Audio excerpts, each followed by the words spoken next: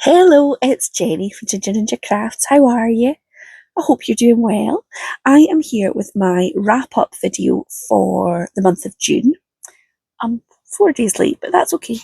Um, well, I hope it's okay with you. It's okay with me. So this video is where I talk a bit about what I've been doing crafty-wise, what I've been reading, and anything else that's kind of going on that I want to share. A little bit of kind of life out with the craft room as well. So I'm going to start with the crafty bits. Then you'll see me down in my little reading corner because people seem to quite enjoy that last month. So you'll see me down there sharing the books I've read in June, and then I will chat a bit about the non-crafty, non-reading bits of the month. So last month I think I spoke about trying to be a bit more active in my Etsy shop. If you don't know, there is a Ginger Ninja craft shop on Etsy where I sell handmade cards, and I think it worked. I had some more sales, so even though I put the shop on holiday for several days when I was away, I had more sales in June, so that's pretty good because typically in the summer months are quiet anyway. So I'm going to keep working on that. Basically, what I was doing was kind of updating stuff like photographs, but also trying to add more listings. So I want to add some summary things in this month.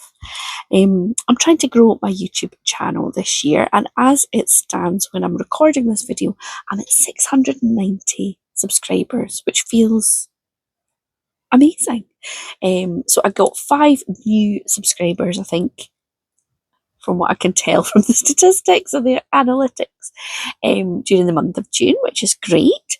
I'm kind of excited for reaching 700, and I think I should do something to mark that occasion.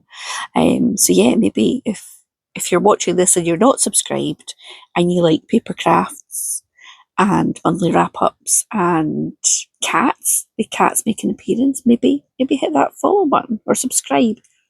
I'm on YouTube. I have participated in a few collaborations this month. I've done Tag Tuesday, I've done Deck the Year, I joined in with the 20 challenge again after a little break from that, the sketch challenge for 2026, which is Lisa's, and yeah, I think that's maybe it. I didn't do the fancy fold because at that time I didn't have a voice, and then I never found the opportunity to slot it back in again. For July, I'm doing Christmas in July. So apart from things like this and the Tag Tuesdays, which might be a prompt that doesn't really fit in with Christmas, then you're probably going to see a lot of Christmassy things. I will link the playlist for that in the description box below so you can get a sense of what I have started with, and that will obviously grow as the month goes on. I think commissions, I've only had one this month, and it was for one of my customers was in America and Canada for the World Cup. Well, I'm not sure that she specifically went for that, but she did go and see a couple of the matches anyway. And when she was in Canada, she was staying with somebody that she knew, a friend's house or apartment, and their son was there, and he had taken very good care of them. So she'd emailed me from her holiday to say, could I do a thank you card for this chap who had been the perfect host? So, and he seemed to be into all of the sports. So I did that. So I think I should have a photograph. If I do, then it'll be coming up just right about now.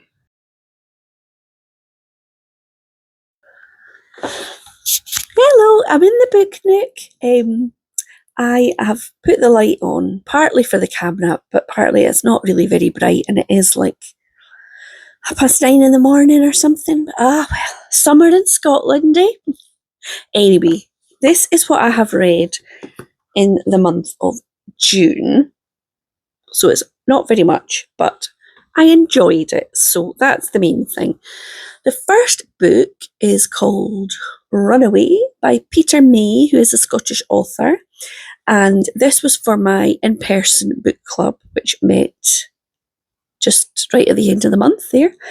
And I really enjoyed this. It's set in two timelines, kind of present day, well, 10 years ago, and before that in the 60s.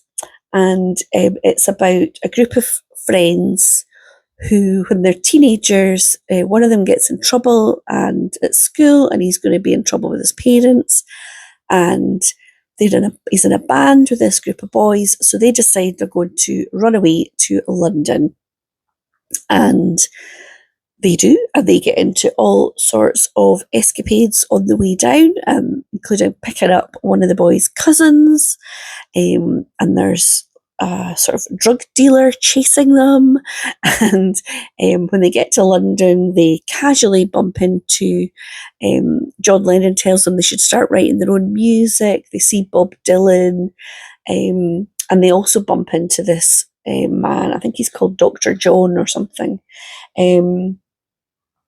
who apparently is a famous person. And there's like a sort of unusual, maybe innovative, I'm not sure if it was, sort of psychiatric clinic, which apparently was a real thing as well. I was oblivious to that until the book club discussion. So there's part of it is that story back in the 60s, but then also there is, in the 2000s, there is three old men who were friends and did that runaway, then decide they have to go back to London. So they also make that journey down south and are sort of running away from that as well. One of them's dying, he has cancer and he's very ill. They steal him out of the hospital to make this last trip for him. So I really enjoyed it. Apparently Peter May wrote for television. We were suspecting it was Taggart, which I wonder if Taggart was a thing in Scotland, but in my teenage years, I loved it. It was a police show set in Glasgow, very gritty, and everybody always says, there's been a murder. There's been a murder. So yeah, I would totally recommend this. Other people didn't enjoy it as much as I had. But I think maybe I'm a bit weird, but I really enjoyed it. And I could see it being a TV show with all the little, because it was the two timelines, it was quite fast. It nipped back between the two timelines, and there was all sorts of escapades happening, which I thought were very entertaining. So that was for that. And then I picked up this book, which I had bought a month or two before and kept meaning to read and kept putting off, thinking it was going to be a bit heavy. So it's called The Book of Disappearance by, I will probably butcher the name, Ibtissam Azem, who is a Palestinian author. And I can't remember, I think I saw somebody talking about this book probably on TikTok. It is 10 plus years old, maybe 12 years old, but it's written about it's imagining that one morning the Palestinians, or the Arabs as they call them in here, have all disappeared from Palestine and Israel. And it's basically, there's perspectives of many people in it, but predominantly from two young men who live next door, live in the same apartment block. One is Palestinian, one is Jewish. They're friends. And the Palestinian man had, at the start of the book, his grandmother passes away, and I think driven on by that, he buys a notebook and he started to sort of write as if he's talking to his grandmother, but also kind of his thinking about life and life as a Palestinian in Israel. So you see it from the Jewish perspective of the Jewish people because they're still there, but you see it from the Palestinian perspective of this kind of this journal, I suppose. And there is some really very traumatic things that are written about. But I thoroughly, I don't know if I enjoyed it. I did enjoy it. It was very interesting. I think I listened to a little bit of the author talking, and I think she took bits from interviews and conversations with real people. I mean, she's Palestinian, so she's got that on her side. But I think she spoke to Jewish people, and she took clips from interviews and things as well to sort of put that perspective in, and the fear that they had that, oh, they're planning an attack on us, even though the Palestinians have just disappeared. And I suppose it's all about how it's not a quick fix. If one side just disappeared, it wouldn't make everything perfect. And it was interesting as well for me, because I think I've become a bit more educated about this topic. I used to just think, oh, it's complicated. I have definitely have formed more of an opinion based on what I've learned. But there was a few things that were mentioned in here, and I thought, oh, I don't know what that date means or what that situation is. So I had to go away and search and look up things that it referenced. But if you're interested in what's going on there at the moment, I would recommend it. I thought it's quite a, I mean, it's a quick read and it's short, but I did have to keep putting it down, because sometimes you read something and you think, okay, I need to go and do something else for a little minute, have a moment. And then I picked up this one, Long Island, which is by Colm Toibin, I presume. I don't know if that's right. So this is for Marcy's Facebook book group. That was complicated getting the words out. So this was the June read. I don't join in with it every month, but I could get hold of this. I bought it on Vinted. If I can get the book cheap or free, I will join in. So this one is a follow-up to the book Brooklyn, which the author wrote, which I have not read, but I have seen the film when it came out, and of course have forgotten most of it. So I asked Google to give me a brief summary of the book Brooklyn, and including the sort of key points that I needed to know before I picked up this book. And I really enjoyed this. Compared to the sort of traumatic stuff in this was like easy. Kind of flew through it when I had the chance. I did have to put it down, obviously, with other stuff. But when I picked it up, I tended to read a big chunk of it. So it follows on in Brooklyn. If you remember, there's a character called Alice who is Irish, who has immigrated to America. And basically this picks up 20 years later with some of those characters, and Alice makes the journey home to America to visit her elderly mother, and there's a whole family drama going on in America, and then obviously family drama stuff going on in Ireland as well. I loved the characters in the American side as well as in the Irish side, although I have to admit there is one gentleman two who I was really quite annoyed with throughout it. But I kind of felt quite torn for the women, and even though some of the decisions that were being made,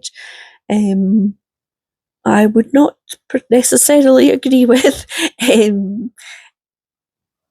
It makes me glad for how much kind of freedom and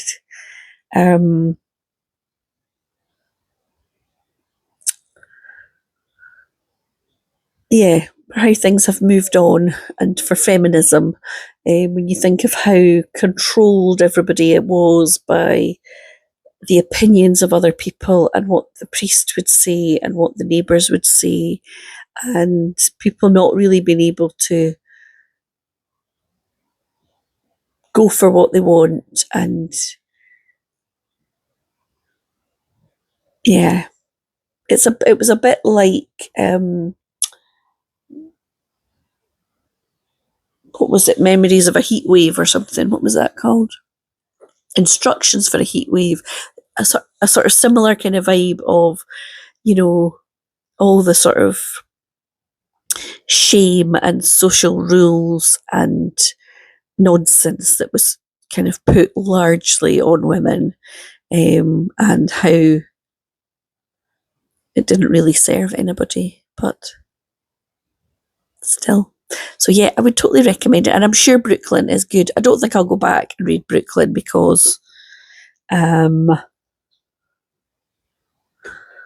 know what happens now, but yeah, I would definitely recommend it. I might pick up something else he's written, but maybe. I think he's written lots of things.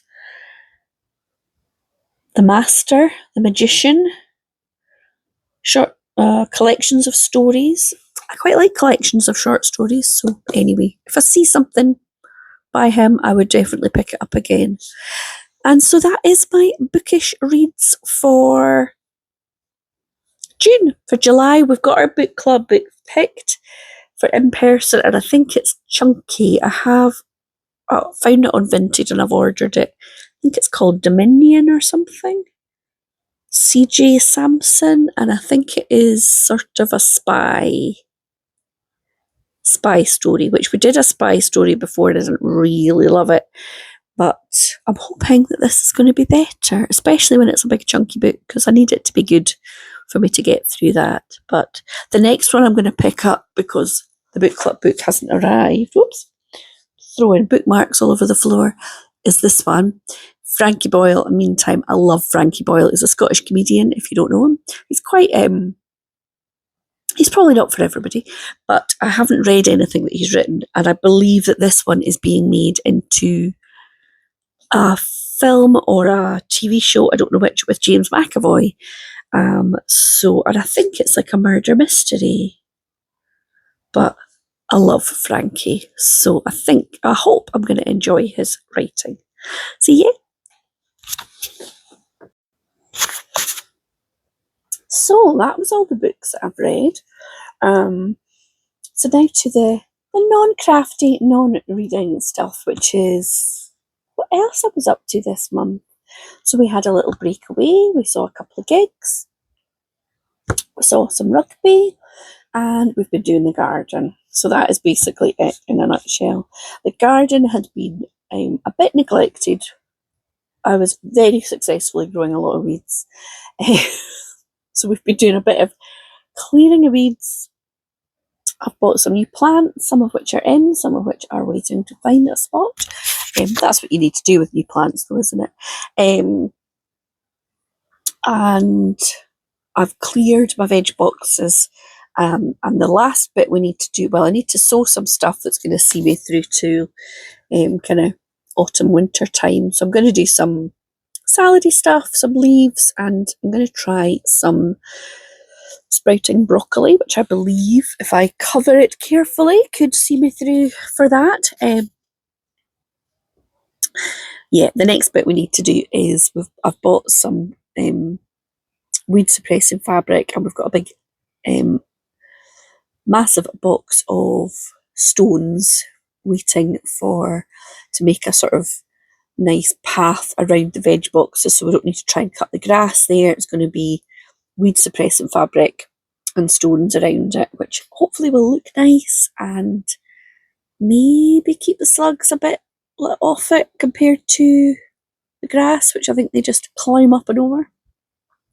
So yeah, that's that. We went to see the Glasgow versus the Bulls in the semi-final for the URC Championship, which was really good fun. My husband supports the Bulls. That was his team when he was growing up in South Africa. So that was really good to see them just on our doorstep, basically. We went down to the Cotswolds. I did share a few photographs of flowers before, but just, yeah, it was great fun. Our good friends stay there, so we stayed with them and they took us out for a couple of days around some beautiful gardens, different sort of sculptures in one of them. I'll pop a few photographs in at the end.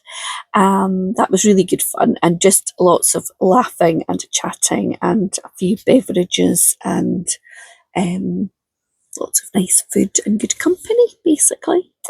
It's quite far away, the Cotswolds, so we drove down. It was about 8 hours on the Friday to get there, so we decided to break the journey on the way back. And so about halfway-ish was Blackpool, which I've never been to Blackpool. I think half of Scotland goes to Blackpool for their holidays. So we went there and we booked a wee quirky B&B, which was really nice. The lady was lovely. And we were just there for one night. And the main reason for going was to go and see the Tower Ballroom, which, if you are a fellow Strictly Come Dancing fan, then you will know that that's where they film one episode every season. And so we managed to squeeze in a little visit, and it was beautiful. And I felt a bit emotional. There was like an older couple dancing around. There was a man playing the organ up on the stage and this older couple. And I don't know why. I said to him when we left, I said, I feel really stupid, but I feel a bit emotional. He was like, that's okay. I'm getting very soppy in my old age. So that was lovely. The rest of it wasn't much to write home about, I have to say. I'm not one for roller coasters. We didn't go right along there. We walked along the prom, we went to the comedy carpet.